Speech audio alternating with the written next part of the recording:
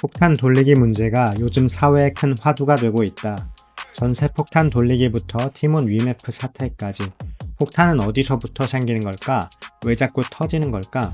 우리가 자본주의 경제체제에 사는 한 폭탄은 계속 생길 수밖에 없고 계속 터질 수밖에 없다. 왜 그럴까? 지금부터 그 폭탄에 관한 이야기를 시작하겠다. 16세기 영국에서는 금이 돈이었다.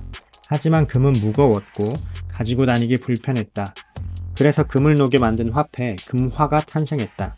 하지만 금화 역시도 휴대하기 불편하고 불안한 건 마찬가지였다. 그래서 사람들은 마을에서 가장 안전한 금고를 가진 금세공업자에게 금화를 맡기기 시작했다. 세공업자는 금을 보관해주는 대가로 보관증을 써주었다. 대신 보관료를 지불해야 했다. 시간이 흐르자 신기한 현상이 발생했다. 사람들이 굳이 금을 찾으러 오지 않는 것이었다. 굳이 금화를 찾아서 물건을 사지 않고 보관증을 이용해 거래를 하기 시작한 것이었다. 금화보다 훨씬 가벼워서 휴대하기 편했을 뿐만 아니라 언제든지 다시 금화로 바꿀 수 있다는 믿음이 생겼기 때문이었다. 금화 보관증이 화폐가 되기 시작한 것이었다.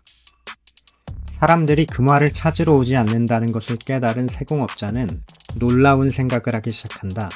다른 사람들이 맡겨놓은 금화를 또 다른 사람에게 빌려주고 이자를 받기로 한 것이다.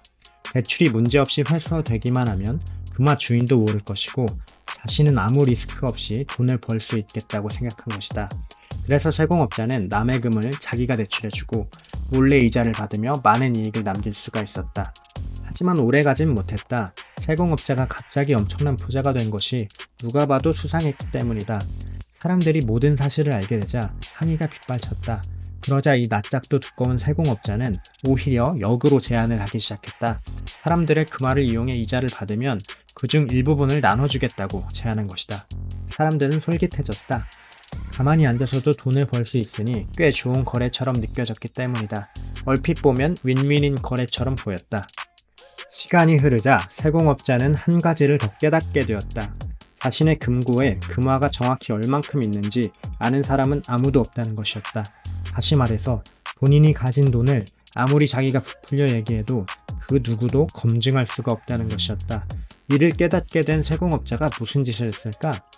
있지도 않은 금화를 있다고 하면서 금화 보관증을 막무가내로 찍어내기 시작했다.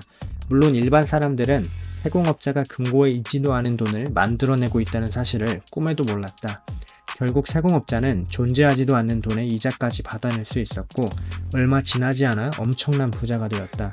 그제서야 사람들은 세공업자를 의심하기 시작했고 금화를 모두 찾아가 버리기 시작했다.